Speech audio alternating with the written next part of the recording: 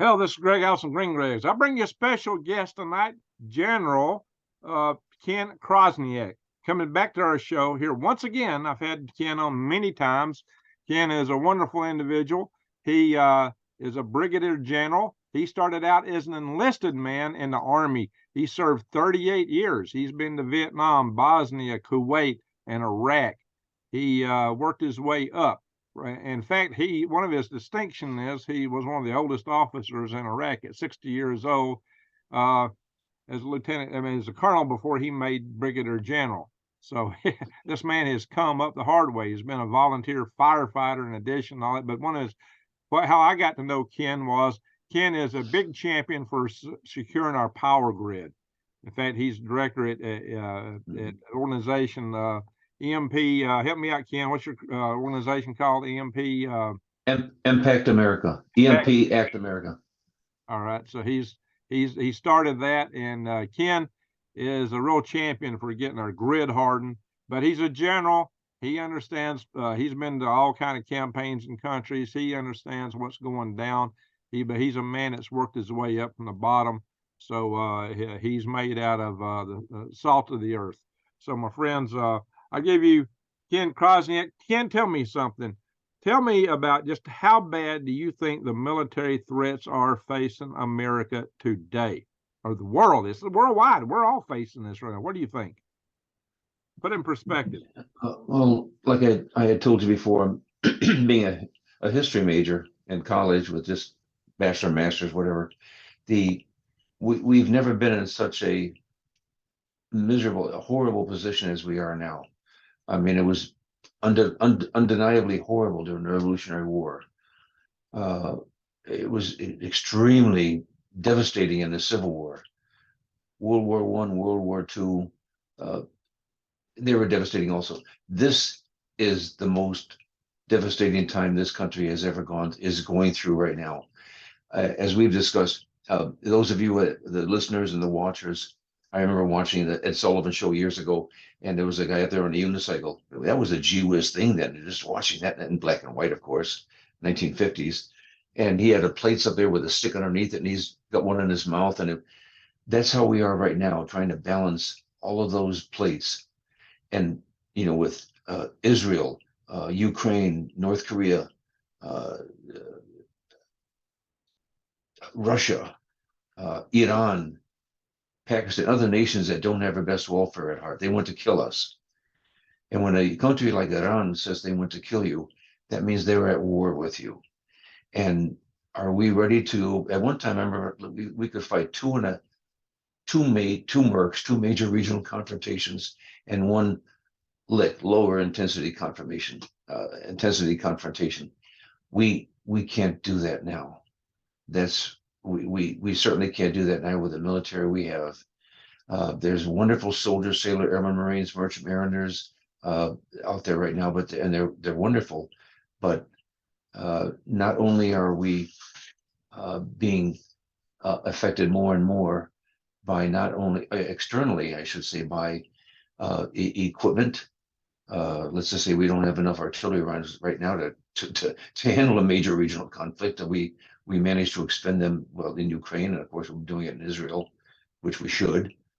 But even then, with the military personnel, even after all my few decades or whatever in military service, I'm over the VFW, and I see the decay within the active military. And two of the guys at the firehouse are in the active National Guard, and one's in the reserve.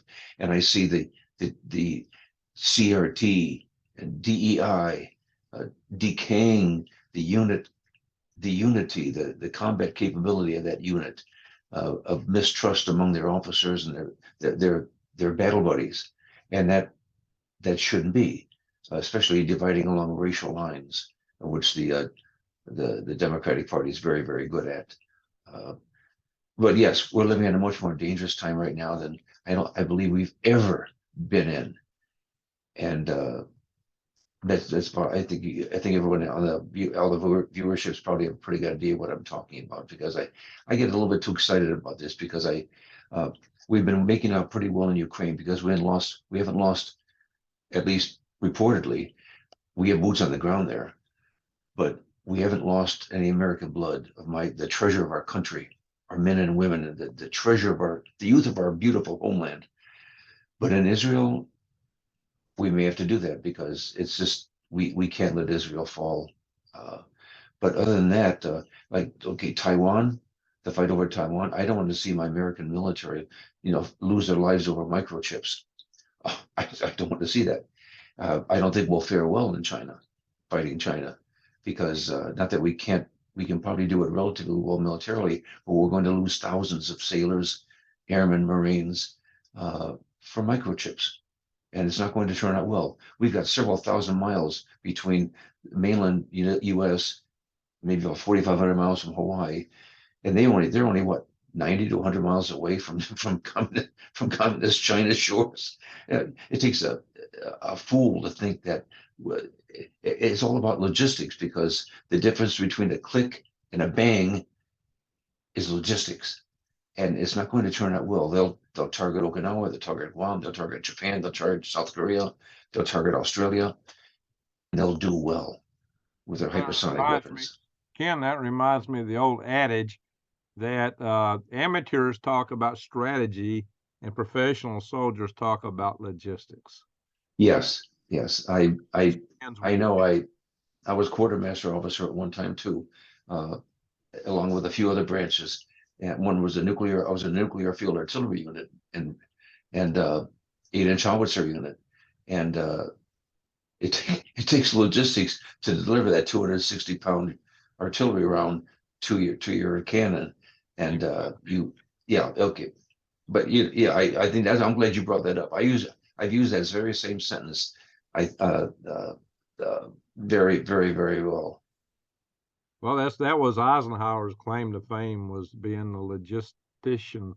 Though a lot of people, he wasn't very popular with a lot of the troops in World War II. My dad didn't appreciate him because he thought Eisenhower held Patton back. And Patton was pretty popular among a lot of the troops back in World War II when my dad was over there. But oh yeah, that was his claim to fame. He was a logistician. But it's true. You've got to get all the man materials and everything in place, or you're in trouble.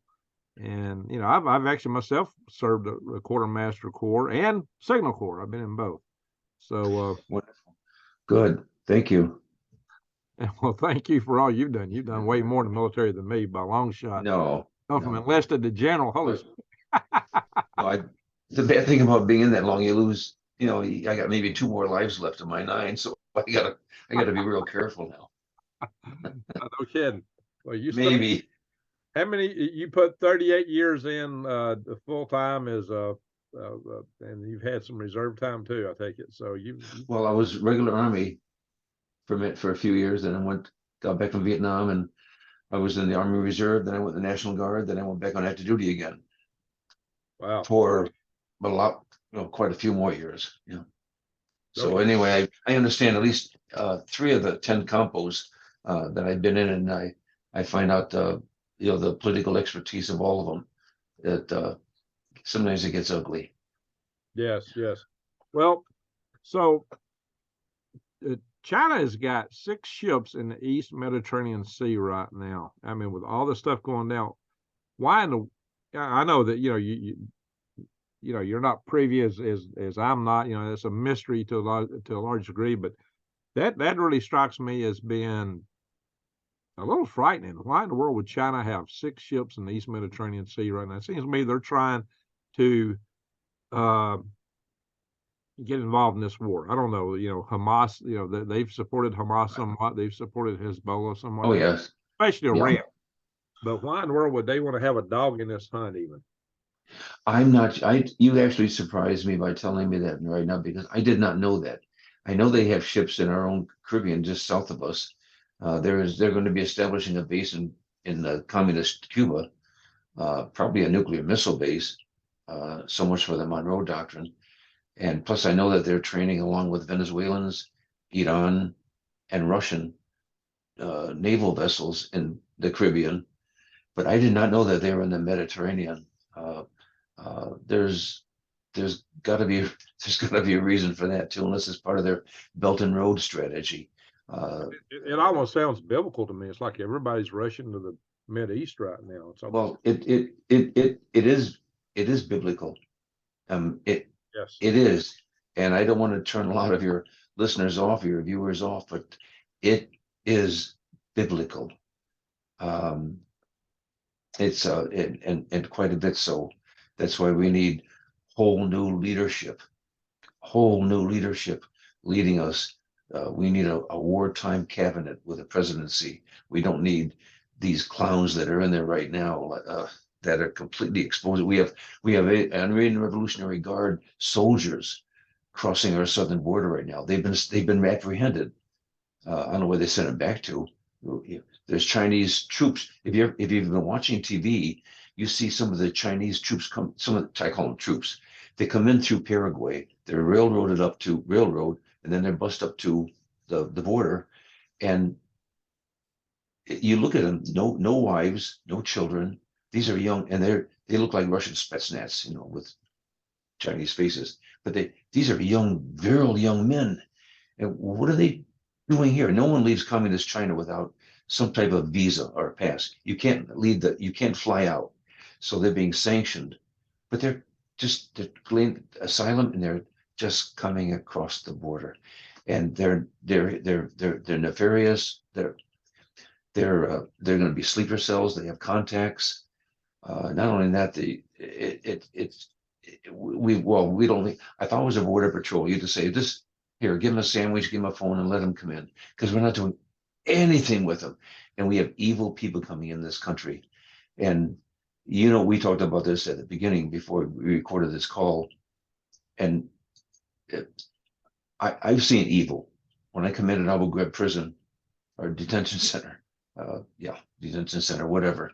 After the scandal, after we spit Karpinski out, and when you look evil in the eye, you look at a enemy that just killed a Marine or one of my army, and they're looking you in the eye. It's like looking in the devil's eye. You have to live through that to see it. That's pure evil. And you just wanted to pull you up and shoot them, but you couldn't do that. It's kind of against the law. But Yeah, we brought him in. We put him in a tent. We gave him the Quran. We gave him a prayer mat or whatever, and then we fed them 3 meals a day. And they got released a while later because one of the judges had about an 8th grade education, got toked or got paid off enough to let them out, and then they went out and killed more Marines and Army. But yeah, I've seen pure evil, and hopefully a lot of your listeners have seen that too. I mean, evil.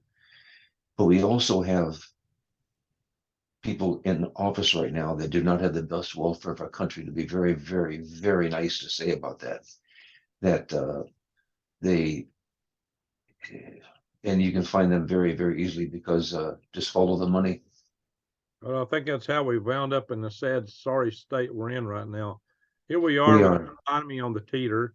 Our economy is in the worst shape.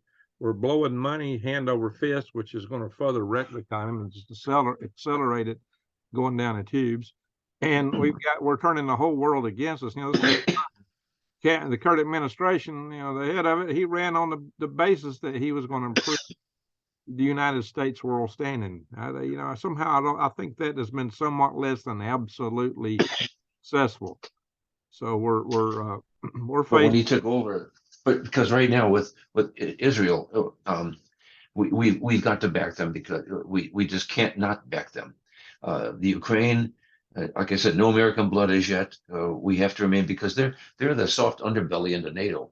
That's why Poland is completely ramping up their defenses even more, and so are the other NATO nations, which Trump wanted them to do a long time ago. They're really doing it now, because if he takes Ukraine, there'll be complete genocide and complete wide open. There'll be no stopping him.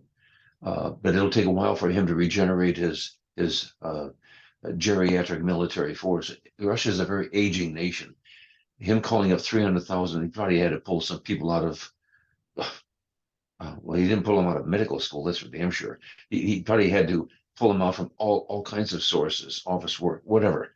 But there are young people that have never even, they have no idea which end of the gun to shoot or the rifle to shoot, and they'll be trained. They're just sent right to the front lines as Banta fodder. And the Ukrainians are doing quite well at that right now, of course, along with our intelligence, which is finally doing some good on the battlefield at the tactical operational level and somewhat on the strategic level. But if they get a chance to rearm, take Ukraine and rearm. A few years ago, I said it would probably take about 2 months for the Russians to go from Poland all the way to Normandy and just take over everything along the way, because they out so many tanks, a few thousands of tanks compared to NATO, about 1,200 tanks. I used to know the numbers, I forgot them. But they completely outgunned NATO, and now they're being pared down quite well by a country, Ukrainians, that are also limiting themselves too, because their attrition rate is pretty high. Also, a lot of them are being killed and wounded, and where are you going to find more? That's been my point I've been making, Ken, is that we can keep shipping ammo and artillery over there, but we can't make new Ukrainians. So I think time is not on Ukraine's side. Russia's a bigger nation. I mean, they may be It is. maybe It is. but they're a bigger. All of Europe is getting geriatric, especially with help from China and North Korea. With not only that, but also with people. I don't get beyond seeing the North Koreans fighting against the Ukrainians. I don't see the China. I can envision the Chinese fighting against, like they did with in our Korean War against our Army Marines. And but it did. But I remember being on the walls of my forward operating base in Iraq and looking out. I had my Marines up there with a 50 caliber and their Mustang and all that, whatever. And I would go up there and talk with them. I'd give them my Marset phone, and here they can call your wife, and they loved that. And I was the candy man, and just often talking with them. I did that a lot, and I would say, look out at that date tree, look out of the trees, and we know there's bad guys out there, but you can't tell where they are, what they're carrying, what kind. But imagine your dad or your grandfather in World War II or Korea, knowing that there's real bad guys out there that are trained, and they got armor, they got artillery, they got infantry, and they're coming to kill you. And what do you do to stop them? And that, I said, that was real warfare. Not that this isn't, not that Vietnam wasn't. I mean, excuse me, not that Iraq and Afghanistan. It was warfare if you were there. It wasn't warfare, but it was a low intensity conflict, to mid intensity conflict, but it was still devastating. But when you get into a real war like Korea and World War II and World War I, and that's what Ukraine is going to right now. Yeah. I don't think our soldiers are psychologically prepared to go through that meat grinder that is going to be if we're committing troops there. Same thing in Israel. Humanitarian support is good and so on, but you need trigger pullers there. You really train, because when you go into one of those homes and so on, do a left-right search or whatever, and they know you're coming, and they've got women and children in there because they're hiding behind them, like the Rangers in Mogadishu found out about. And you say, do I fire through them? We're trained not to shoot women and children, but you got to get at the shooter, and they're hiding between them. And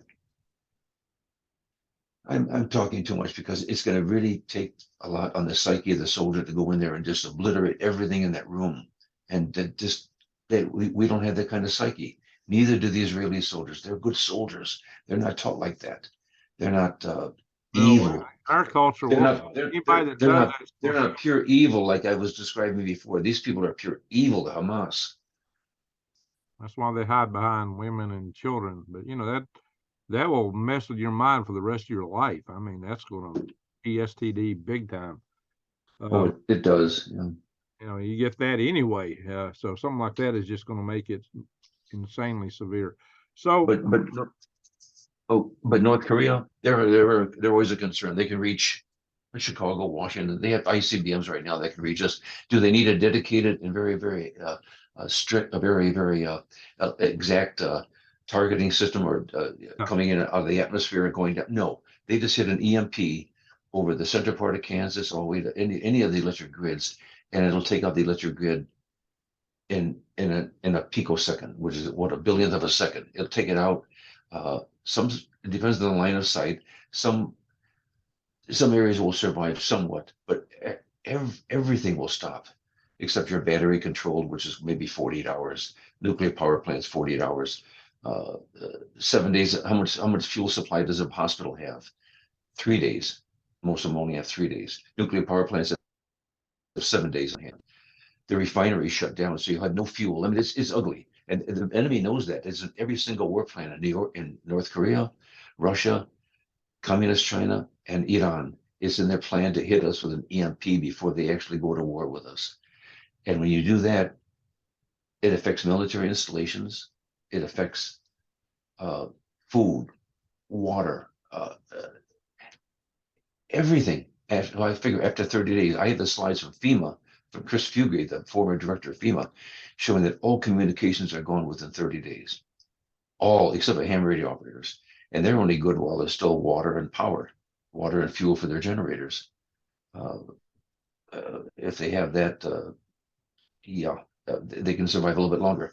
But it's going back to, how can a military force survive without a defense industrial base?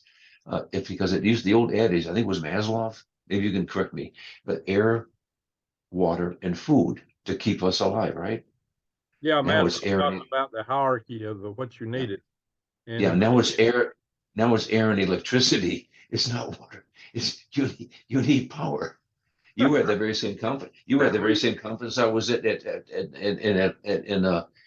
you were at that conference. You ran the conference down in at NASA, and there was a gentleman there from Atlanta, emergency management. He said, "Well, we'll have a lot of water," and I think you or somebody had mentioned it's about 400 feet under. The river's about 400 feet under, and it's got to be electrically pumped up to you. You know, people don't realize that you're going. Let's just say it's not a good time to live in New York City because you're not going to make it. no, No. no, it's going to be awful in the big cities. It's going to be. But yes, we rely a lot on that. Yeah.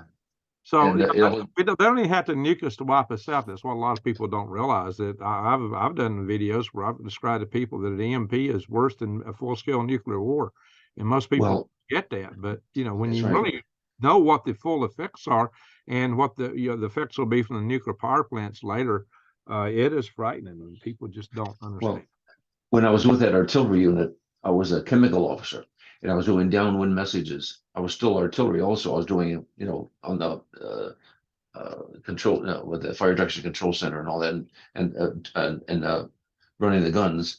But I did the downwind messages on a surface burst, and I would rather have a nuclear attack, the conventional nuclear attack, rather than EMP. I mean, pockets you have a lot of area that will survive. With an EMP, 90% of the public will die, and that's from an EMP congressional EMP commission, and that's what I was optimistic. That was optimistic. It'll be worse. That was optimistic, and that's what I briefed to President Trump. That's why he was instrumental. He signed it, the executive order 138-60 something, to the federal agencies, the Department of Energy, Department of Defense, the Department of Homeland Security, DHS2, and DOE, Department of Energy, to start protecting the grid. And of course, that was pretty well thrown in the garbage can when Biden took over on 21 January. He trashed it on the first day. It hasn't been done yet. Executive orders. He trashed it completely. Actually, he suspended it, but it doesn't. It's still. Well, we have that. Thank goodness we have this Joint Base San Antonio, which is going through EMP level 1, which I know your listeners and readers don't know about it. They're all devastating, but also the global the GMD, a massive solar flare, which is going through a K series right now. I think a K5 we're experiencing it in our globe right now, which it hasn't bothered my sleeping, but they're coming up. They've already developed plans to protect quite a few military bases around San Antonio. But the problem there is you can protect those in an area, but you have you may have electricity going on for some time, but how much food is produced in that area of operations around San Antonio? Not much. The whole No. your supply And chain is gone. people, right, people are going to see there's We're going ice back to there. logistics again. What do we say about logistics earlier? It's gone. It's shot. It Yeah, don't yeah. exist. And Your trucks aren't and going to roll. They're not going to bring anything to you or anyone else, even if they could get fuel, which they wouldn't, because the spare parts would disappear. So, right, yeah, we've got huge problems. I mean, our society is so fragile, most people have no clue. And it's extremely fragile. And well, here, and when you talk to people about that, there's I actually wrote it down because I think the world. Remember a fellow named Charles Krauthammer? He he's like a younger Victor Davis Hanson, Dr. Victor Davis Hanson, which I know that you know of. And he basically said that when you something like when you reach that area of of unspeakable decisions to make and so on, you go through a cognitive drop down, uh, dis, dissonance that you can't explain. Uh, oh yeah, here it is. When the comfortable, that's us. When the comfortable encounters the unimaginable, the result is not only emotional but cognitive rejection. So people will just shut that off. And that's what my friend John Hollerman, who you know, oh yeah, John Hollerman was asked to write an article because he was a U.S. Air Force SEER instructor, survival, escape, resistance, and evasion instructor for pilots and everything else that are shot down behind enemy lines and all that to try to live through it. And it was real intense, brutal. A month or two, they give you no food. You're out there just, a rabbit tastes pretty good if you're able to kill them, whatever. Uh, but he wrote a book called, article called Grid Down, Death of a Nation Due to Starvation, Disease, and No Rule of Law after about 30 days. It's irreversible. It's irreversible after that. And have your viewers look at that Kevin Costner movie called uh, The Postman. Postman. Yeah, that was a good one. It was that'll be mild. That'll be mild because that wasn't bad building up to that. And like Dr. George Baker, the professor emeritus from the University of Physics, a physics instructor, a PhD, said, and we briefed that to President Trump. That was the only direct question I got from President Trump after I briefed him. He said, "Is it really true that we will lose 90% of the population within the first year?" I said, "Yes, sir." But what happens? I told what happens if there's only 1%? That's at that time 3.2 million people. What happens if it's 10%? That's 33 million people. And you don't want to be around the other 10%, like Dr. George Baker said. 90% won't make it, and they won't. But and you do not want to be around the other 10% because it'll be no matter how much food you store, it won't really matter unless you have non-hybrid seed, worms. Hey, that's what I tell people all the time. They don't get it. Exactly. You got to I buy know, seeds that you can plant and get the same plant back from. And but they yeah, but they can go to John Hollerman, Jon Hollerman, right, and look at he's a Amazon bestseller for this series of books he wrote about survival, right. and it's very easy to read. And now he has that book out. I've been handing him out Just had him for on. I nothing. believe it was last week. Yeah, I just You interviewed him. did have John Yeah, on. yeah, just last week, I He, think. after a while, you just shut down. And but John Krauthammer was very good at that. Yeah, and he's uh, yeah. I don't know. It's just such an extremely dangerous time we're living in right now, and there's not a lot of good sunshine to pump up into the telephone right now, except to say that there's people out there that want to reverse this. And I was going to, like I talked about at the very beginning, there is a young, wonderful, beautiful, brilliant Air Force officer, a KC-135 tanker refueler pilot, a combat aviator. He flew all over with Special Operations Command with SOCOM, and he just today declared to the Federal Election Commission his presidential candidate papers. He says he just can't sit back and watch this anymore. This young man is brilliant. He understands there's people out there that were on that GOP debate shit show, I call it, that was embarrassing to even watch grown-ups talking about, every time you talk, you make me dumber, and you can't have that. And also what's going on right now with the GOP and the Democrats and the U.S. Congress, we can't get together to how are we going to take care of the ills of the country, inflation, no production of oil, be soon to be involved in some kind of war somewhere. Maybe maybe 2 or 3 wars we'll be involved with. How are we can't even pick up with a speaker of the house, can't even come up with a speaker of the house. Be serious. What? And all the Democrats are in lockstep like soldiers. They wouldn't dare because it'll affect their purse strings. And to have how are we going to get leadership out of a discombobulated group like that? It makes you wonder who in the world is in charge. And I know who's in charge, we discussed that, and sure as hell is Obama. I mean, excuse me, why his name came out, I don't know. Maybe it was a Freudian mistake. It sure as hell isn't Biden. There's also people like Susan Rice and Grinnell and that are making decisions along with Soros and others. And it's hard to beat those kind of people. And but that's what this young man, his name is David Stuckenberg. He's he's an Air Force major, brilliant, was homeless with his mom, went in the Army, it's my Army, excuse me. He went in the Air Force, became a crew member on, I believe it was a C-130, went to officer training school, became a pilot, got his PhD that from Oxford University in London.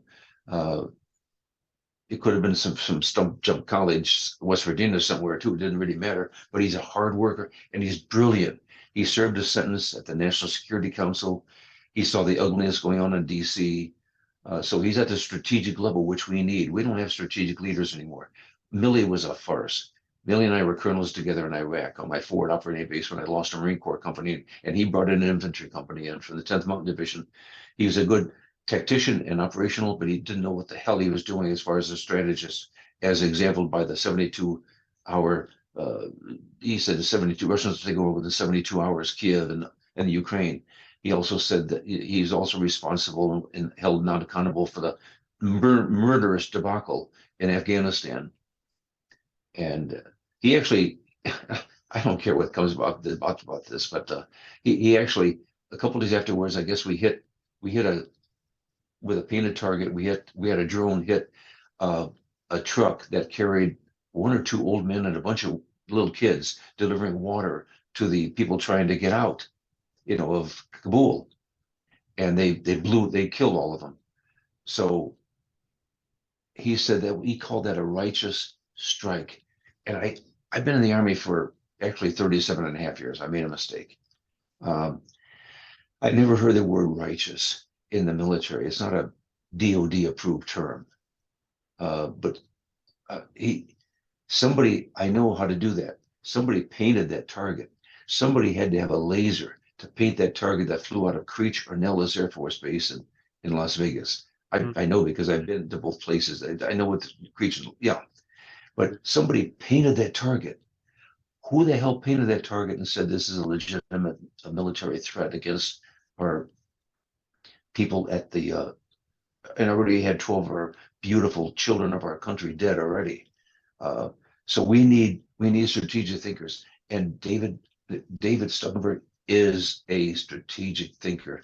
So this is the first, I just told you, Greg, today, I just found out that David sent me a message saying that he just filed with the FEC with a big, and he's in the race. And he's probably got to watch his, check his brakes and checks his fuel tank, and we call it, we call it a blood commitment, and he and his family, but he's taken that chance. He's brilliant. And I only hope that people will give him a chance, because he's the best alternative, just in case, as opposed to a lot of the other eight that are up in that stage at the GOP. Uh, President Trump is a different story. We'll have to see how he works out with President Trump. I know that they think alike, or they most likely think alike anyway, but uh, he's a godly man, and he's he wouldn't be doing what he's doing right now, and getting into some serious threats himself to he and his family, if he didn't have his prayers behind him Well, and he the was the support of. organizer for a lot of the military EMP type events. He was a major organizer for conferences and events and actions that took place. The things that you were talking about that happened in San Antonio, he played a big hand in that. He's wonderful. General Stephen Quast, and together they were taking us in a good direction. But there's just too much politics these days dripping into the military and wrecking a lot of stuff. That's part of our problem, and that's a problem society wide. So I hope he can grab this and deal with it. I hope so. What really got to me, one last thing, Greg. We were at the in Maxwell Air Force Base with the electric EMP Defense Task Force, EDTF. And we had about 400 people there, a physicist, and it was great. And but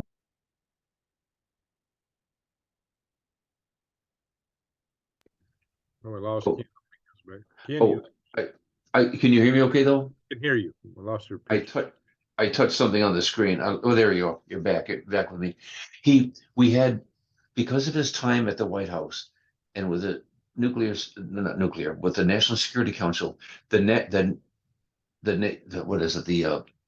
The in charge of all the nuclear power plants, Nuclear Regulatory Commission was ordered to go with their engineers and their leadership out to Maxwell and have a top secret, or maybe it was, secret is nothing. Secret or top secret level discussion with David and a few of us, Dr. George Baker and a bunch of others from the Federal Electric Reliability Corporation, the NERC. And we had a real down-to-earth talk. We said, but it boiled down to one thing. It really got David going, because I brought the subject up, and I said, what are you going to do? You got how much fuel do you have? DOS, days of supply, logistics again, to support when you lose outside power. They said 7 days. We can support our EDGs, our emergency diesel generators. Well, you have battery for maybe 48 hours. And if the generators start, if they're not affected by an EMP1, which they probably will be, they probably won't start. But that's another story. They actually support the spent fuel pools that have to be submerged underwater. Otherwise, all kinds of nasty stuff happens in the core. And that's not to say that the computers in the offices will all work too, because they'll be destroyed by an EMP1. But that's another story. And we said, well, who will resupply fuel to you? They said the Army's been tasked with that. And David blew up and he said, "You're going to kill my children." What? Are you serious? I respected him so much. He was fantastic. He said, then we said, number one, the soldiers are going to be going home with their families where they belong. They're going to be gone after just a few days, maybe a week or two. Number two, the refinery shut down. They actually implode. The products inside their EDGs won't start themselves. Their generators may or may not start, but they're not going to produce fuel. And if you see any fuel tankers along the road, they're going to be interdicted by people that need fuel, and they will interdict the drivers and throw them out of the truck as best. Yeah, that was the subject of a whole series of movies called Mad Max. Oh, it was? I didn't see that movie all the way through. Mad Max. The first Mad Max movie wasn't like that, but after that they were always going after a fuel truck. Really? Oh, yeah. Yeah. But you get my drift. We just need a breath. He has a plan for immigration. a very workable plan for immigration too, very humanitarian uh, for immigration. He does, do away with the Department of I forgot environment, EPA. Yeah, I won't even go there. He'll have his planks out there in the GP platform, inshallah, as we say, if everything goes well and the Lord permits it. But I just had to, and you were the very first one that I've told, that he told me about in a message David did about 3 hours ago, that he just filed with the FEC, which actually shocked me. I So thought we he's got going to do breaking more, news here. Breaking news of new presidential campaign. no more exploratory. He's going for it. And I figured, hey, what do you got to lose? Uh, It'd he's be a he's a lie good these man. days. They He's they going they, to form. they attack you. There's so much evil. If you're good, He, you come right. under tremendous attack. He's going to get rid of the Buttigiegs and the guy in charge of the border right now, whatever his name is. Barocas. Uh, yeah, we'll get rid of that turkey. That's actually killing people with fentanyl and everything else. Yes. All have blood on their hands. But American public has to know about this, and keep your powder dry. Amen. So Ken, what do you see happening? I know we're about done here, but what do you think is going to happen in the Middle East and in Russia? What do you really think is going to happen in China? I in the Middle East, I think Middle East, the Middle East. I mean, like Israel or Yeah. not quite Middle East. I think they're going to go in. I think it's really going to be ugly because you got to have trained people going into those homes and so on, and you got to be fast on your shoot. You got to be trained on. Right now, we train soldiers, to go in. Yeah, we train them quite a bit before that. Uh, I won't go into it all, but like when you're starting to train with that, you go into a room, not even go in a room. You're put into an area, and you're told, okay, here's a square, here's a circle, here's a rectangle, and you turn around, and you're told to shoot at the square, and you turn around in a hurry, and whichever figure is lit up, and you have to turn around real fast and engage that. Uh, that's like walking into a room where you don't know if there's men, women, or children in there, and you see one target, and you've got to be able to do it within a microsecond, with it very, very quickly. And we don't have those 300 soldiers that were called up in Israel right now. Good people, reservists, but are they ready for that kind of intense uh, David Bellavia house to house combat, hand to hand? I Especially with an enemy holding a baby up in front of them, or a woman, and you've got to engage or die yourself. Uh, it's going to be extremely tough. I think it'll go well for Israel. The fact that Hamas just gave up two hostages doesn't really say much.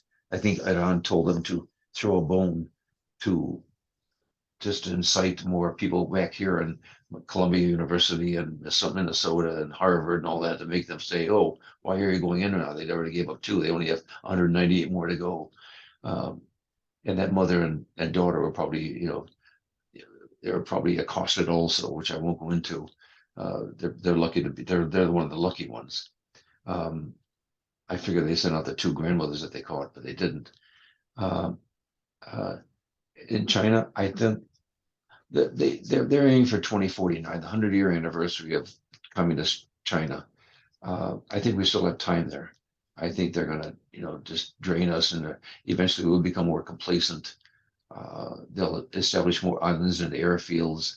Uh, uh, Thinking worst case situation, we know we're going to lose Okinawa, Guam, probably portions of South, like I told you, South Korea, parts of Japan, probably parts of Australia.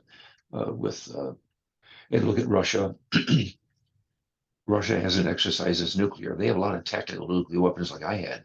That 8-inch unit, artillery unit, they have about 3 or 4 thousand of them, just on tank chassis, and they can fire like small rounds, like a 15 kiloton. We don't make them that small anymore. Yeah, just so Actually, people understand, 15 kilotons was the size of the devices we used in Hiroshima and Nagasaki. That's right.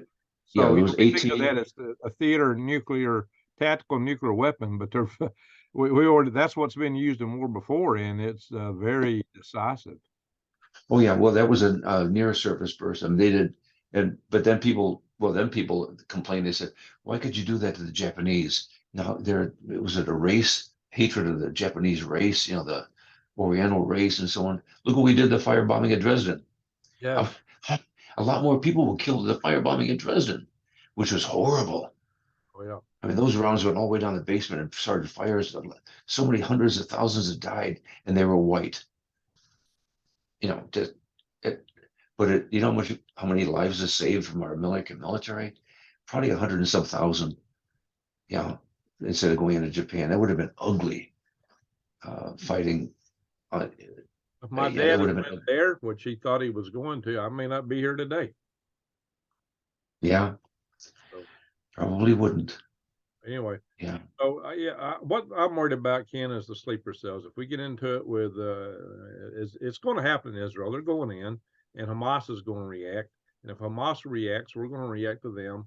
And I think somewhere along there is the trigger to the sleeper cells in this country. That's what I keep telling people to be aware of. They over there. really be aware. That's our rule. I think that's the biggest danger we have here at home is those sleeper Yeah, cells. it is. It's now it's unbelievably unsafe. It's just Of course, we can always get EMP'd if Iran's going to get into it directly with us. Yeah, then you got to look at EMPs or Iran, North yeah, Korea, China, Russia.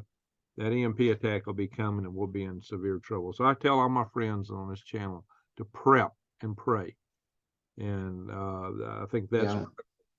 and a lot And of people. keep your. Go ahead. There's a big thing. Keep your. I hate the term, but keep your head on a swivel and all that stuff. It's one of my. I tell. It's fine, but your situational awareness. Yes, Just have exactly. it. Be armed if you're attuned to that. Just be armed, and just even in my church, we have a security and we have a medical team, and we know who's armed. We're not playing games. In fact, I'm meeting in a couple more weeks with the pastors and all that. They all want this because it's serious times. It's different times right now. It's not like Leave It to Beaver. It's not like those. I wish I was alive back in the 1950s again when things things were normal. Uh, David uh, Beaver. Yeah. uh, yeah, Very. big decision was whether to buy your prom date a flower for her wrist or have the joy of pinning it on her dress. I don't know. Uh, Life was different then. I went through it. I know. But those days are gone now, and you're going to see these kind of groups attack soccer games, baseball, hitting areas that are we don't have any malls anymore, so I don't have to worry about those blowing up too much. But I mean, we do a few, but you're going to have make the American public feel more susceptible, even more, and and and that will coalesce the support for a guy like Biden saying, okay, we're under wartime conditions, and so you got to support me. You can't change me midstream. Well, Yeah. yeah, you got to spit him out midstream. Guys like him have a lot to gain by things going south right now, and that's one of the scary things. That's one of the reasons it may all go south because the ones in power have a lot to gain because they get to stay in power. But here's one more thing, Greg. Where are you going to go when we go south? Well, New Zealand, Australia? how you gonna get there? I mean, all the infrastructure is gone. Everybody I thinks think New Zealand. I think I would try. Not already there. You ain't gonna get there. I would try to get to Poland. If things really. Oh, Not even the UK. UK just made that the Bud Light commercial. What's the name of that? Dick. What's the name of that? Movie, whatever. Woman of the Year or something. I don't know. I don't know. Let's stay away from that. That gives some trouble here on this platform. But Who cares? Poland. Well, at least in Poland, they're pretty stand-up people. They're for keeping their defense.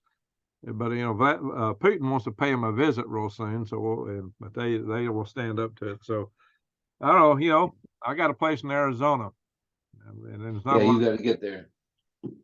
So that's what I'm looking at. Well, And you be safe driving there. all right, I got a lot to do. Ken, thank you so much for coming on tonight. And we had a good general discussion. We had a major presidential announcement here in the course of a casual discussion. Yeah, But that's yeah, true. That doesn't happen often. there you go. We broke news. Thank you, sir. Appreciate it. And have an awesome night and take care of yourself. Let's stay in touch, Ken. God bless. All right, everybody, keep your eyes wide open and yes, head on a swivel. Situational awareness is key. And oh yeah, we Yes. talked about those seeds earlier. We're talking about the seeds. Go check out True Leaf Market. It's in the links below. Thanks, Ken. Good night. Bye-bye.